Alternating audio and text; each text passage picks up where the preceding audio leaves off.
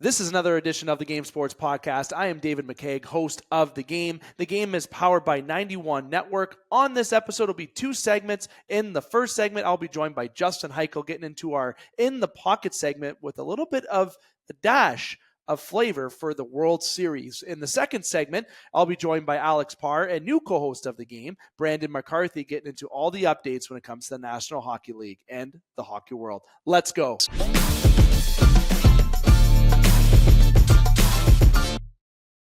Yeah, and it's time for the Game Sports Podcast. David McCaig here, host of the Game Sports Podcast. I am joined by no one other than the one, the only, Justin Hykel. My friend, Justin, how's it going? Good to be here. Good to be back on this week, chatting some football, getting into the, it's like Sportstober now. You know what I mean? Basketball starting, baseball playoffs going on, hockey, frozen frenzy this week. Football's going on, obviously, because we're here to talk about football. But I mean, like, you just got to give a little respect across the board here. There's a lot of stuff going on right now. It's a strange place in the world of sports. And if you're on video, you just got the luxury to see this very beautiful new sweater that I got. People they think this is the randomest thing, but it's really not. I am an Oregon Duck fan.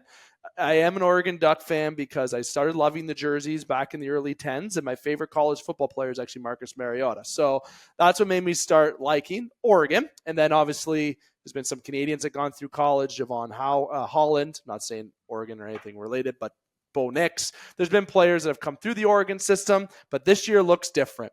Oregon second ranked in the nation, big Ohio State win a few weeks back. I was like, you know what? I don't have an Oregon sweater. So you know what I did that day, Justin? I bought an Oregon sweater, bought a Steelers workout shirt, and a Steelers sweater. I went out all on the football thing, and then randomly I bought myself two new memory foam coolant pillows.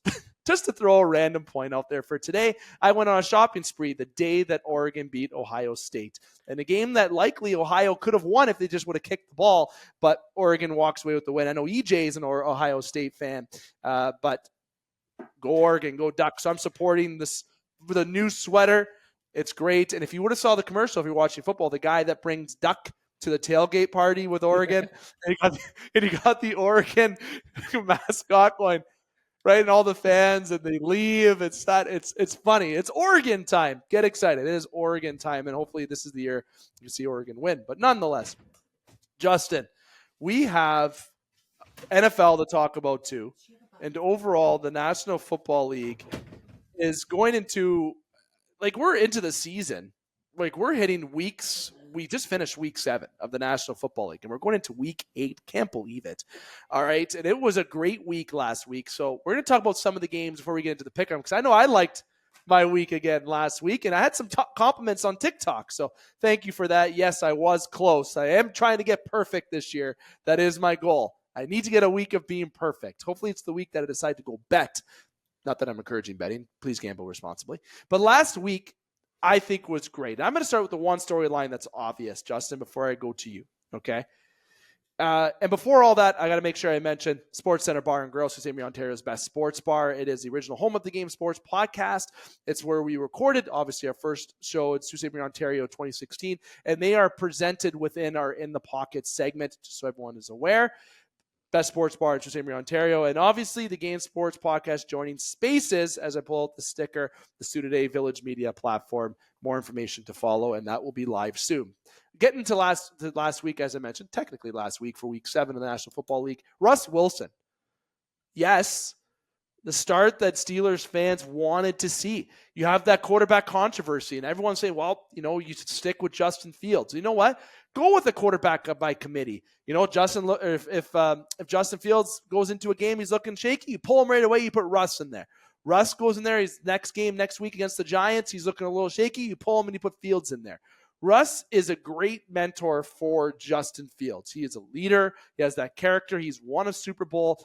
I think Justin would like to maybe modify his game to be almost like Russell Wilson. They're very similarly built, similar style. Obviously, I think Russ has a stronger arm at that age than what Justin has. And obviously Russell Wilson looked very good and comfortable on that field last week. You can tell he's been on the sidelines really watching, and his arm, though, has been a real factor in that game last week. Just eating up this Jets defense with throwing the football. Najee looking like that Najee from a couple years ago. The offense is rolling. The steel curtain is looking fantastic there in Pittsburgh. This Steeler defense is truly a Super Bowl contending defense. The offense is the question because of the quarterback situation. But if Russ, Justin, if it's whatever it is, whoever's in that game, if they can play a consistent game, it's going to be dangerous to play against the Pittsburgh Steelers, which we didn't, if you're a Steeler fan, we as a podcast is what I mean, didn't project the Pittsburgh Steelers to be a team that could be flirting with the top of the division, battling with the Ravens, which is going to be a very tough outcome to have because the Ravens look out of this world. But the Pittsburgh Steelers are in a better spot than what people predicted them to be, and I think that is what Mike Tomlin likes, and he is also proving why he is one of the best coaches and longest tenure coaches in the NFL. So my thing is about Russ Wilson last week, storyline with the Jets. Devontae Adams did nothing on the field. Aaron Rodgers didn't know what was going on. Pittsburgh Steelers took care of the Jets last week, and it was great to see. Justin. I mean, my big takeaway from that game is the Steelers' defense. They were absolutely they had to be lights out in that game to let Russ build some confidence playing and the defense was like 10 out of 10 every single time they were on the field, like scary. I can't remember that one. He's in your secondary, but he had the 2 picks, and they were like his positioning on those was absolutely unbelievable. Like his just sent ball hawking on the field was crazy. It was a good game. I'm not a Russell Wilson fan. Admittedly, you can go back to the podcast and listen to me crap all over him. I thought he was shaky in the first, but that's probably rust. Mike Tomlin's facial expressions also are a 10 out of 10 through that whole scenario. Also, him calling a timeout when you had 12 guys on the field and then tipping his hat to Aaron Rodgers when Rodgers was trying to get the snap off quickly. It was a little bit of gamesmanship that I enjoyed. Yeah. And honestly, like Pickens lighting it up in the week that I benched him in fantasy makes sense. So, as a Steelers fan, I think there's a lot to look forward to going forward. Yeah. Although the Colts beat you, so that's basically you lost. I still owe you wings. I haven't forgot. We'll get there. Don't you worry. Beanie Bishop is the guy you're thinking of with the picks. Beanie, Mr. Beanie Bishop. But like that was pretty well the game of the week, honestly. Aside from the Lions game. Thank you for saying it. Tell me, how good was that football? That was a great football game. The Lions, Vikings, that was chef's kiss. It was on TV, but it was like that should have been at the very least a 4:00 game. Like, why is that game on at 1:00? Okay, the Colts and the Dolphins makes sense. Cleveland figuring it out against someone at 1:00 makes sense. The Panthers at 1:00 makes sense. Like, there's a lot of teams you could put on. Philly and the Giants at 1:00, great. Get that one out of your 4:00 and the primetime games. You should have your marquee matchups every week. I mean, this was the best game of the week, and I'm a Steeler fan saying that. That was my game of the week. That was a nail biter for going both ways, and props to the Lions for winning that one. That's it's that division. God. That division is going to be banana sandwich at the end of the season. So down, and Justin Jefferson, I keep forgetting how sick he is, which I shouldn't do because he's Sam Darnold, Aaron Jones. I mean, the whole team. Who would have thought Sam Darnold? Oh, wait, anyone who's played in Carolina or has played with the Jets, if you're a quarterback and you leave, you're going to be the best quarterback in the league after. Okay, even the Bears are kind of flirting with that conversation too now. Bias aside. But Sam Darnold, okay, Baker Mayfield, just to name a couple guys. But Jared Goff, look, the Lions traded Stafford and got Goff, and I can list all the assets. I have them up here. I'm not going to, but Stafford won. Okay, he won the Super Bowl. Okay, so the Rams got value for their trade. Both teams won that deal. They did. 100%. Now, the Lions weren't ready to win then. Okay, now that was the point why they made the trade. Get a young quarterback who can be good, grow, be that guy who made the Super Bowl with the Rams because Jared Goff didn't make it. And you got some good draft picks. Now look at him. He almost had a perfect game. He had a perfect game up until his 20th throw. Or near his 20th throw again. He had a 15 for 15 week. The guy is throwing the ball smart. His receivers are catching everything. St. Brown is gross. Gibbs is gross. That whole offense is gross. I like their defense, even though they're missing Hutchinson. This is a team that's can't miss to watch right now. I liked the shit talking between Pickens and St. Brown on Twitter earlier in the week, where he was just telling him he's nothing but a slot receiver, and then some fan chimed in underneath. I think it was a fan. I mean, I'd have to double check. It's too far in the archives of the X to go back and figure it out. But someone chimed in and chirped Pickens and said Jared Goff has more receiving touchdowns than you this season. Which was correct until Sunday night's game when he went off. So maybe that motivated him. Maybe Ross helped. Who knows? But I like those little chirps when they get mixed in on the internet there. You got to love it. And truthfully, the Ravens-Buccaneers game was another game that, obviously I wasn't going to get into that game, but 5 touchdowns. Derrick Henry. They're 169 yards or something, right? I think it was 169. And he basically got them on 2 runs. Yeah, he only had a dozen carries, not even in the game. The broadcast wouldn't shut up about him not being in the game. He's leading in so many categories. Rushing yards, touchdowns. I think he has, I don't know if he has reception touchdowns. I don't think that makes sense, but he has a lot of first. He's in first in a lot of categories. He's just a team guy. It's crazy. He's just I'm just here to help.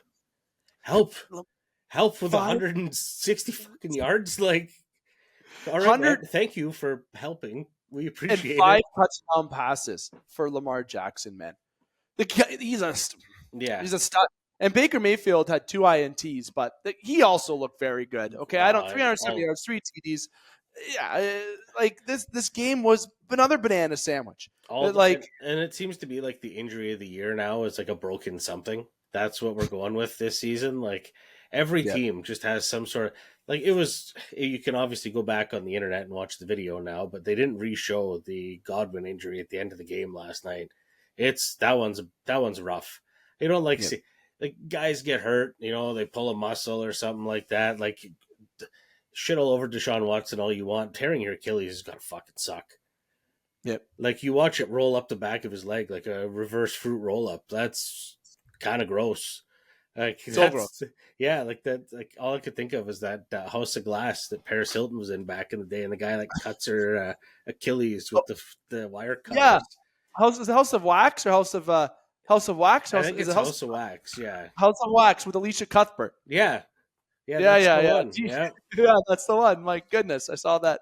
I don't know where I saw that. It's 100 years old. But anyways, that's our Halloween reference for the. One thing I want to say about last week before the pick'ems. This is a good way to end going into the pick'em. Marcus Mariota last week, 2 touchdowns, 205 yards. The Washington Commanders. Okay, as I sit here wearing an Oregon Ducks sweater, Oregon Duck alum, the Oregon Duck alum is what I mean to say. Good game for him last. The Commanders are a wagon. I'm on the wagon, but not as a fan. I'm just on that fan appreciation wagon, loving it. The Commanders didn't even have a name. They had to change their name, got their name. They didn't have a name. Now they have a name, Commanders, and you're like, why this name?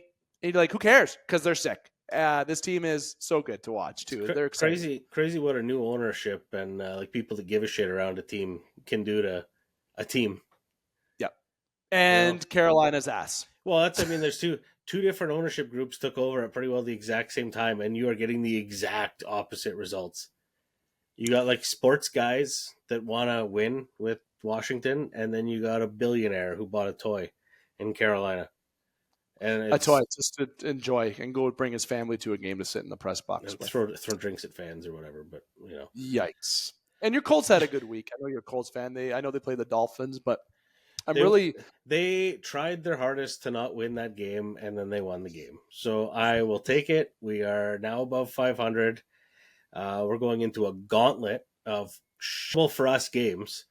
Next Sunday, not this Sunday, next Sunday, we got flexed to the Sunday nighter against the Vikings. So hopefully it's the last Colts Vikings game. What was it, 800 total points in the game? Most of them against us. Fun. Oh, it should be fun. But Houston, no one is bigger ass than either the Patriots or the Panthers. And even the Jags. I took the Patriots to win this week because I thought the Jags were total hot garbage. But Tank Bigsby. Just too garbage. Bigsby, big game. Yeah. All right, I know time is of the essence, Hike, and it's great to talk about last week. It's great to definitely wear this Oregon sweater. It feels nice to actually have a nice sweater. So I really like it. It's a good material too. It's really comforting. But we got the pick'em for week 8, and thanks to everyone on TikTok that viewed. But obviously, we had some comments, and we had a comment state how close I was to a perfect week. I had one week in my first week where I was 15-1. This week I went. Well, Hykel will tell you the updated standings. Getting into our Game Sports podcast in the Pocket segment. In the Pocket is presented, of course, not just by the Game Sports Podcast 91 Network, but obviously the original home of the Game Sports Podcast, Sports Center Bar and Grill in Sault Ste. Marie, Ontario. Hike the pick'em that we choose from Yahoo each week. So, in first right now with a 3-point lead, we got Kegger's Gridiron Picks. EJ, the Browns is the Browns. No name change yet. In second with a solid 69 points. And then I'm in third. Hikes Picks, 64 points. 8-point spread against the group here, and we'll see how this week goes. I'm going to have to start getting wild and crazy to catch up. Honestly, the pick'ems have been exciting, and we like the interaction, so please feel free to interact with us and share your picks with us and debate with us. We like it. So, Hike, I'm going to go to you. Someone help Hike, or try to dethrone me. I know I can only say that for so long because EJ is he's been the back-to-back winner, and you know that sometime that kid's going to get hot. I'm just waiting for it. The last couple of weeks always get squirrely. Oh, so squirrely. And the last 3 years, I was in first for the first 8 or 9 weeks. I don't know if you remember that. I have been in first, but then I go, whoop, and I go a little dropped, and I stay in second or drop to third, whatever it is. Hike, what's your picks this week? All right. So for the Thursday nighter, I got Minnesota over the Rams. Rams are in a bit of trouble, looking at trading Cooper Kupp, allegedly. And going into Sunday, I got Cincy over Philly because I'm not sold on the Eagles yet. Baltimore is going to get 1,000 points over Cleveland. Detroit over Tennessee. Arizona over Miami. Jets over New England. Atlanta over Tampa, only because Tampa doesn't have any healthy players left. Green Bay over Jacksonville. Indy over Houston, maybe. Chargers over the Saints, again, just because the Saints literally have no healthy players, aside from Kamara, who signed a $25 million extension today, I believe. Buffalo over Seattle with their new toy Amari Cooper there.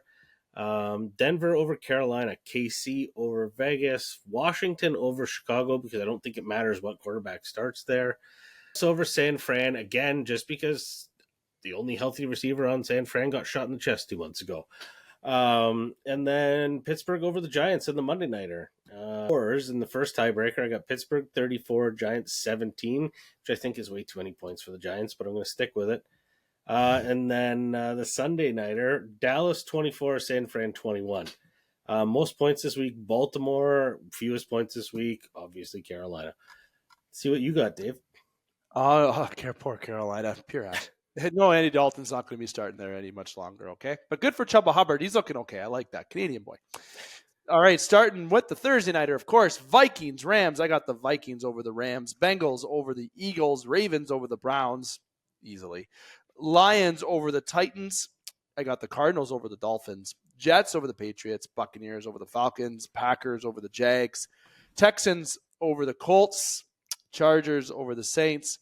Bills over the Seahawks. Broncos over the Panthers. Chiefs over the Raiders. Commanders over the Bears. Cowboys over the Niners. And the Pittsburgh Steelers, the Sunday nighter.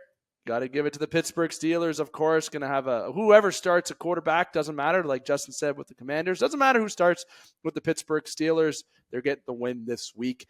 And in that tiebreakers that we talk about through Yahoo, I think the score is going to be 28-10 for the Steelers over the Giants. And in San Fran, I got 27. Cowboys 24, 49ers. Most points this week, Baltimore.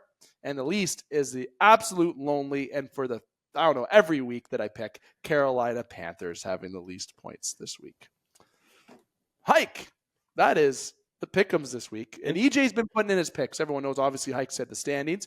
And everyone who's wondering where EJ is, we do hope that EJ will be back next week or at the latest the following week, especially as we transition, as our show goes on to another platform. So very exciting to get him back into the rhythm very soon. Interesting tidbit before we walk away for the week here. Just looking at the Yahoo pick distribution amongst all the pools on Yahoo, 85% of Yahoo thinks that San Fran is going to win that Sunday nighter still. Wow. Well, we Yeah, both picked against them. I that's a think pretty big swing from. So I'm interested to see what EJ picks in that game. Maybe we're just nuts. you know what? We are nuts. That's how you can end up 13-2 and 15-1 though in a week. You just guess and you go by rhythm. You make a song out of your picks, like you just make a little song out of it and you get lucky. No, I'm just kidding. And Alvin Kamara, as you mentioned, did get a contract extension. Thanks for that reminder. 2-year deal with the New Orleans, with the Saints. Definitely having a good season, but the Saints were just off that start. That offense looked great, but then things have started to go in a different direction for the New Hopefully, Orleans. the supermodel there, Jake Hayner, gets the start this week. I thought he's looked way better at quarterback than Spencer. I'm a disaster Rattlers. So, and just like to see it. That's all I have on that one.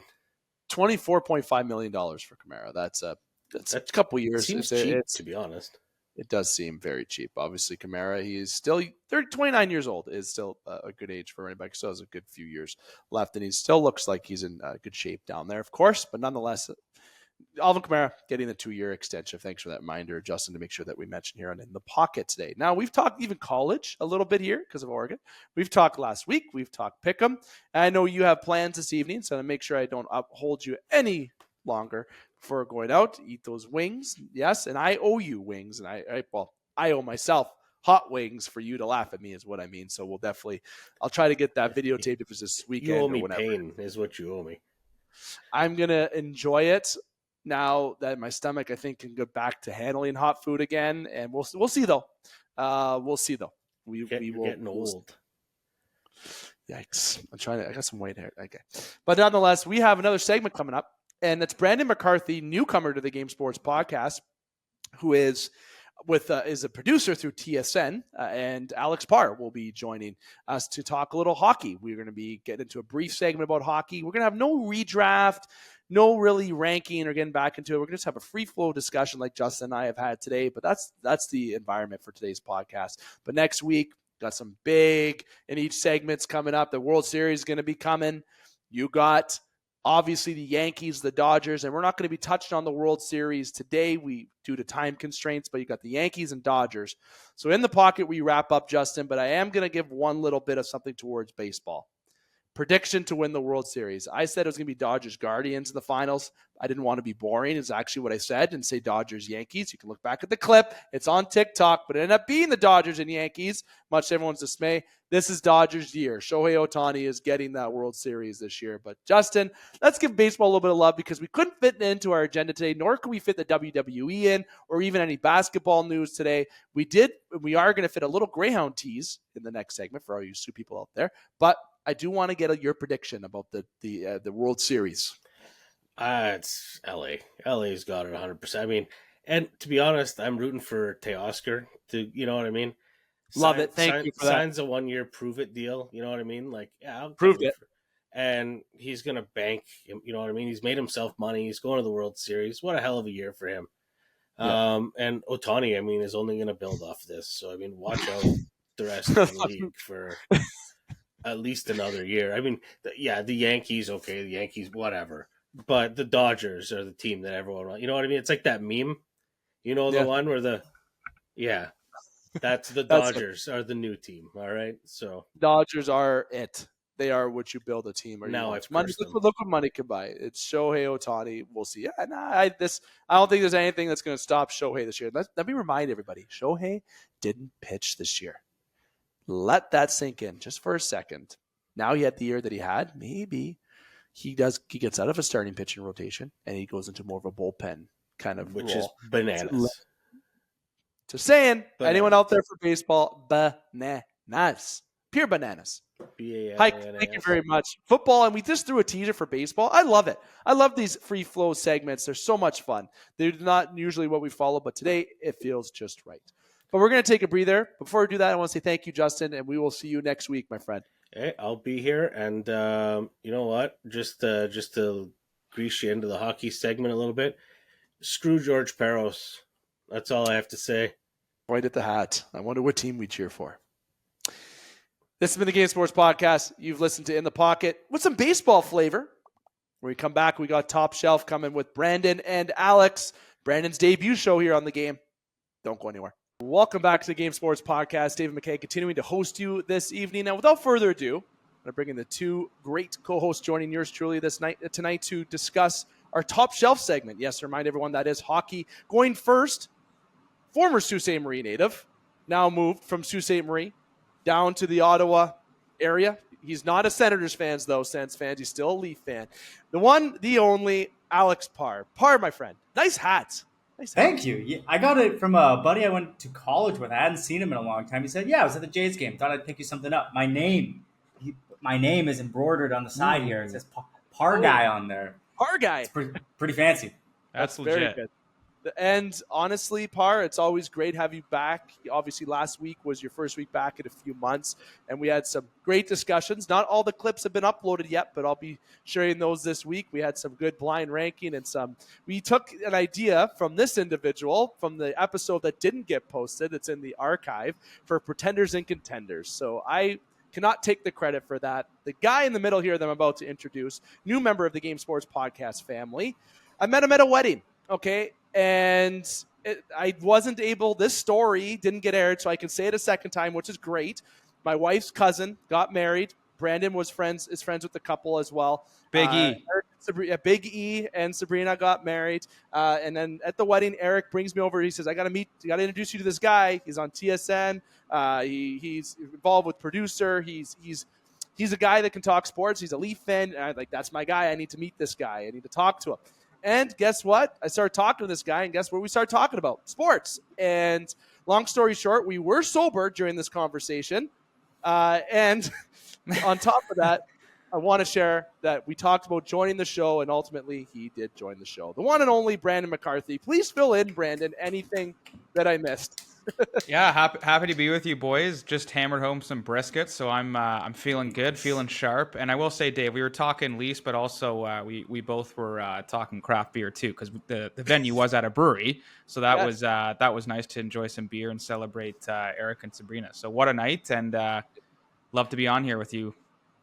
Yeah, and this is actually your first, I guess, official episode, even though it's your second official episode. Yeah. Which makes no sense. If you get it, you get it. Now, I've sit here this week wearing an Oregon Ducks shirt, as I would talked about in my first segment. And part of the reason why that I am is because you and I talked about wearing football stuff this week. I think you forgot that. But I decided to keep the Troy Polamalu jersey behind and represent one of the top teams in the state in college football, Oregon. My boys over there in Oregon looking real good. Real good. And you missed the jersey. So now I just look like a fool. It's okay. I've not worn this color before on this show. You're set. Go ahead, Alex. I'm just going to wait for one of his classic 5-minute rambles. I got enough time to fully change to full football equipment if I need to. So I got some time here, Dave. Don't you worry. You're set for St. Pat's any year. You just can mix and match all you want. Yeah. Yeah, literally. I like that. I shaved though this week, so I'm not showing as much beard as we had the first time. But guys, we're gonna get into hockey. Before I get into that part, I want to share something with you with the Sioux Greyhounds. Obviously, with the Game Sports Podcast joining the Spaces platform here at Sioux, that's connected through Sioux today. Very excited about that. As I pop up a free sticker that they gave me here. Okay, yep, a little bit lame to show on video, but nonetheless, their Greyhounds are coming out with new slick black jerseys. Part. Did you see those? Did you see the? I saw the tees. I saw the tees of it with their. It looked like a matte black helmet. They look really nice. Oh, they look sharp. And I got one Greyhound jersey, and it's not behind me. It's over there now. It's a Gretzky jersey. Obviously, I'm a fan of the Sioux Greyhounds, being from Sault Ste. Marie, Ontario. I am buying that black jersey. Okay, I am buying that. That needs to be hung back here in some which way. It is looking sharp. Kudos to that for the Sioux Greyhounds. So far, so good. We haven't seen it fully yet, but it's looking real sharp. But we're going to be talking about the landscape of the National Hockey League given the short time that we have today. So, Brandon, I want to go over to you. Right now, the date of recording, it's October 22nd. Puck's about to drop between Columbus and Toronto. So, obviously not getting into news about the games. But to date, we're a couple weeks into the season. We've seen some surprising storylines. We've seen, obviously, the Toronto Maple Leafs are looking very improved on that back end. It just looks like a different entity on this team. And I think it does all start with Berube. I am a Berube fan. I'm happy they hired him, even though I did say Joel Quenneville would be my ideal candidate, but that may not be the best thing to say currently. But ultimately, that dynamic of that team's changed. Ottawa's, I feel like they're battling. They had a good win against Tampa the other night too. It's Winnipeg off to a hot start. Nashville was off to a very slow start. And I had my early pick last week saying that Sheldon Keefe was going to be the Jack Adams winner, okay, because I'm liking how New Jersey's looking. So, Brandon, the whole landscape of the NHL, it's been an entertaining first couple weeks of the season.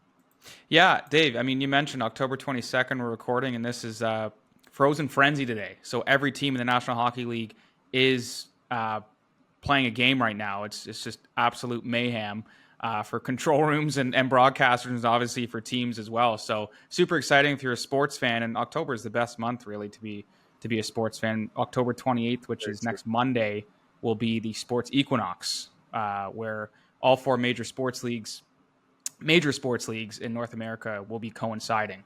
The World Series, Monday Nighter, a bunch of NHL games, and a bunch of NBA games. So Monday, October 28th is going to feel like a Friday, I'm sure, for a lot of sports fans.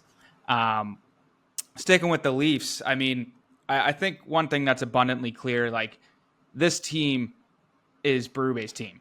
And it's each game, it has like all Berube. I mean, I think we've seen in years past where, the Leafs will outscore their problems, and then they come out hot for 20 minutes. They put up 3-4 goals, and then they maybe concede a couple and kind of stop playing in the third period, and they win at 6-4. And you can't really be happy with that because you're not playing a full 60 minutes. But what you've started to see, and it's a small sample size, but what you've started to see is that they're learning to close, and that's just the discipline, I guess, you have to have as a player, but also as a coach to keep hammering home to your team. Last night was a good example against Tampa Bay, right? I mean, they put up a touchdown. Obviously, there's going to be pushback from Tampa Bay. Tampa Bay is an outstanding hockey team, but they ultimately shut it down. And that is Berube, that is the free agents they signed, and obviously just a collective mindset of like, okay, we are a different club. There's a different style here, and we need to learn to kind of, I think a team to emulate it would be the Florida Panthers, right? So they're trying to get to that, level of we will play the full 60 minutes and we're not going to take a shift off. So if you're a Maple Leaf fan, you're probably pretty pumped right now. It's been a decent start. It has. Parr. I can't say enough about every free agent signing, and I need to send an apology out to Oliver Ekman-Larsson because I was not familiar with this gritty, throwing these reverse hit checks. Like, I thought this guy was the guy from Arizona, putting up a bunch of points in his season, and then goes to Vancouver and is almost run out of town because he's not that anymore. And if he's not that, then what is he? He's an asshole. That's what he is. And I can't thank Tree Living enough for getting guys this offseason with that mentality. And I don't think even he knew how good Stolarz was going to be because he stole my heart so far. This guy is unreal. There it is. Just, I can't say enough good stuff so far, but the pessimist Leafs fan in me says, maybe I'm getting ahead of myself. So, Dave, how are you feeling about the team? You just made my light go on and off, and my light agreed. It is spooky season, buddy. I'm having a heart attack because of how good I love that. Michael Myers is near. Yeah, he is. Halloween's here. I'm surprised I'm not looking up and he's staring at me just standing there. But look, like you said last week, stole the show, stole the summer, all the nicknames you can think of. Honestly, Stolarz had a great season in Florida last year as the backup to Bob, and it's hard when you're back up to Bobrovsky, right? There's a guy that is going to play most of the games.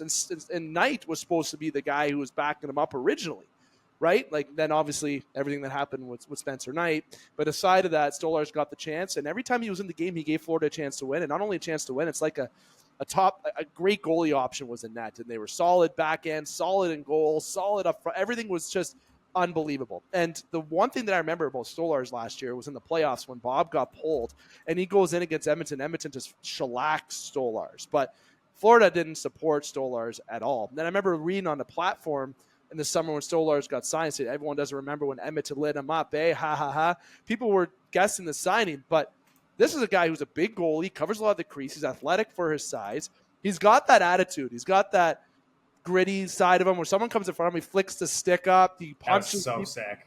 He does not put up with shit. And that's one thing my wife and I were talking about. Yeah, I'm including my wife in this conversation because she even said on the couch yesterday we were talking about it. She said, finally, someone stand up for their goalie. Finally, someone pushing and getting dirty. Domi being Domi, but I'm seeing a different Domi, I feel like, this year than last year. It's finally coming together for this team that fans want to see. And there is one big topic that I want to dive into, and it's about the Scotiabank Arena and signs, but I don't know if we're going to have time to do it this week, so I might have to pause those. But what I can say about Scotiabank Arena is that it was a little bit more energetic yesterday than it was the other week. And there's so many social media platforms I saw saying, oh my goodness, it's like you're in a movie theater in Scotiabank Arena. You start talking, someone's going to go around and go, shh. Right? And people are going to look at you. It's ridiculous. But it's the suits. Excitement. It's suits. Yeah. The suits. They're enjoying their sushi rolls in the Platinum Club, man. They don't know they're watching a hockey game. They don't. And it's just a different identity. And Brewery Bay, sorry, they're up in the game, and he's still getting mad at the ref. He's still telling the players, get your shit together. Yeah. Yes, don't take any shifts off, right? And it's great to see they're playing with that intense game, and he has people that he can put in and out of the lineup, options. Liljegren can't crack the lineup. This team is playing with a good identity right now, and it's exciting to see. And it's Parr, you said this last week about Joseph Wall. I don't know what's going on, if it's mental, if it's that injury. I don't know what it is, but you don't need to rush him back because Hildeby had a good first game. You had Stolars who looked real good, right? Who's been looking real good. And Steffley has been the steal of the summer. So besides the Leafs, there has been a surprise team, and that's Calgary to me a little bit. I still don't think this team makes the playoffs. I really don't think they make the playoffs. I know 4 games, 5, 6 into a season. But if you're a Calgary fan, there's optimism to that. But it seems like Calgary wants to take that step forward and make the playoffs because you have Huberdeau, you got Kadri, right? You signed Barry this year. You still have Rasmus Anderson in the back end there. They still have a pretty good team of guys, but I feel like Calgary's got to think about selling. And so when I speak about selling, I'm a big fan of Anderson. And you know exactly what I'm putting down here, okay? I know one team that would welcome another defenseman to really add to that great offseason that they just had and that's looked real good, and you are picking up what I'm putting down. But Calgary has been off to an impressive start. Ultimately, do you guys have anything to say about any of the other Canadian teams that have maybe been a surprise out of the gates? Well, I was going to ask you guys, I mean, what's more surprising, Winnipeg's rockin' start or Nashville being a complete crapshoot, 0-5, especially after an off season where they just went to town and got Stamkos, Marchessault, Shea. They locked up Saros, and yes, it's early, but it's not ideal. But eventually, I mean, the team is so talented, and Barry Trotz did his work in the off season, so you got to think like they're going to scrape together some wins. I mean, they're a team you'd love to see in the playoffs, but it was a disappointing start for them. But I think, like when you talk about Calgary, Dave, I think they're going to come back to earth at one point, but I think Nashville is going to turn things around. 0-5 part Nashville. I get why people have their hand hovering over the panic button in Nashville, but with a team that you're bringing in big pieces that you need to perform right away. So you're switching up your power plays, you're switching up your top lines. You got to get these guys adjusted to a new system. 5 games isn't enough. You do need a month or 2. Let these guys settle in. Their routines are going to be a little bit different. They're on a different time zone. Let this all become a little bit more normal for them, and they're going to be fine. Stamkos isn't going to stay this cold all year. Jonathan Marchessault is going to be a huge factor. Saros is going to get it figured out. And if they have to, just cancel a concert. I mean, if it ain't broke, don't fix it. Yeah, exactly. Yeah, cancel some big concert that they spent a bunch of money on, and that'll get them going. I honestly think that the Utah is the biggest surprise in the league so far this year for multiple reasons. I have to say Utah, despite Nashville being 0-5, Brendan, I'll answer your question. I think Nashville being 0-5 has to be the biggest surprise. Winnipeg, I'm not surprised. I had them in my top 3 for Canada. This team, Winnipeg, is built for playoff hockey. They've been waiting. The only reason why they didn't make it forward last year is because Hellebuck decided to forget how to play goalie last year. And honestly the best goalie. I guess everyone has their bad games, but he had a bad series. If he was able just to stop 89%, let alone 82 or whatever the heck he had in that series, they win that series, right? It maybe doesn't, Colorado doesn't get some goals. It was a very offensive heavy series, and I feel like the biggest surprise has to be Nashville. But like 5 games isn't enough, but 0-5 is concerning. Parr, I think I'm hitting panic almost. That's the Leafs fan in you. That's the Leafs fan in you, panicking over nothing. It is, but Utah, right? Arizona fans must be like, huh? Why? What did we do? Very easy what you did. You just didn't come to games, and you played in a college hockey rink, and there's more people that sit inside the GFL Memorial Gardens. If you don't know what that is, if you're from outside of Sault Ste. Marie, give it a Google. Okay? GFL Memorial Gardens has more fans than that rink had. Okay? That's why fans, the energy, the team is different. They got Sergachev. They made some ads. They're looking like a better team, but they got to be my biggest surprise this year. To this point, I say this year like it's been 82 games, but 5 games in, 6 games in for them, that's a good, impressive start for them. I think that's the building block that they need. So that leads me to my question. Utah's name to almost end the segment. I have said Utah Yeti is going to be the name. I love the name Utah Yeti, but I want to go around and think if I'm putting you both on the spot, prediction for Utah's name. Parr, I'll go to you first. I mean, I haven't known it to be anything other than the Yeti, but this is crazy. This might get me some comments down below. Leave it as Hockey Club. I like it. Why not? Utah HC? I like that a lot. Okay. Okay. Let's get the branding down, Pat, though. We still need a logo, like a cool, football European logo. Yeah, something different. Why not? Yeah, I feel like Alex, when before Washington became the Washington Commanders, I'm talking the NFL, they were Washington Football Club, and people were like, why don't we just stick with it? And then, it kind of works for a bit, but eventually it's like, okay, we got to get this team a name here. They can't be the odd man out. So Utah Hockey Club fits right now, but I've heard Yeti as well. I do like Yeti, but maybe like Utah Blizzard or something, like just something that has a bit of like spice to it. But you got to think like they got to get to this quick and think of a name, because eventually it's just going to kind of become a little stale, no? Yeah, the Utah Yeti. I'm giving a shout out to 2BC Productions on YouTube. I got it. If you know, 2BC Productions. Wow. That is a vintage name. So last topics. I know this. I ate into time. My fault in terms of getting late for this recording. Okay, we didn't have this upload, Brandon. So we're kind of good on this topic. Well, it's kind of a two-parter. It's predicting who you think is going to be in the Stanley Cup Finals and win. Okay. And Parr, I gave Brandon a promise when that didn't upload. So that's why I saved it to say this week. So I'll table that for the actual last official part of the segment. But the Igor Shesterkin, I was watching him last week. Saturday. Every save, cha-ching, cha-ching, cha-ching, cha-ching, glove save, cha-ching, cha-ching, cha-ching, the jackpot, right? Unbelievable. Okay. But I would not pay a goalie $12 million. There's not a shot in hell that I would pay a goalie $12 million. I'm sorry. I said this to Brandon last week. 8.5 is my cap. It seriously is. Like what Ottinger's getting paid, what Allmark's getting paid, Swayman getting, I know Vasilevsky's making 10. Is Igor Shesterkin $2.5 million better than Vasilevsky? Yes, the way he played against Toronto he is. But overall, Vasilevsky has won a couple cups. He is not. I don't know how Igor Shesterkin has any pedigree to say that he thinks that he's better, rather than saying the economy is worse or is better than what it was then. I don't know. So I'll go to you two. Parr first. Igor Shesterkin, worth paying the 12, or would you say, walk? He's going to be the best goalie to hit the market in a long time, so he can almost decide what he wants. He can go play in San Jose and go make as much money as humanly possible, because there's not much of a team to spend that money around.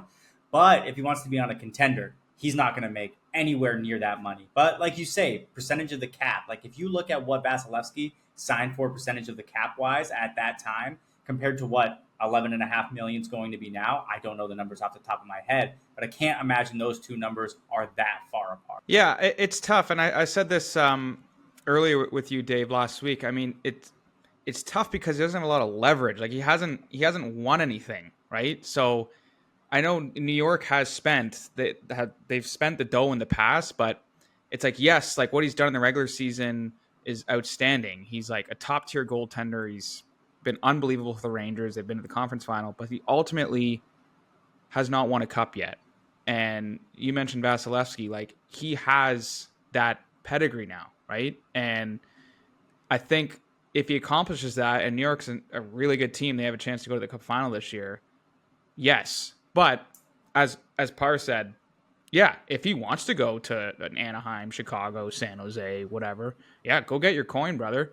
But if you want to remain in New York and win with a contender, then you're going to have to take a bit of a haircut. And that's just what it is. But it means you'll be, a perennial threat in the East. And they have a great team, like an unbelievable team. But then there's some players, too, that are just like, I want my bag. So I'm just going to go to a crappy team and just kind of lay low for a little bit. And fair enough, go chase the bag. But I think until he gets that chip, I think New York can be like, we're here, and that's final.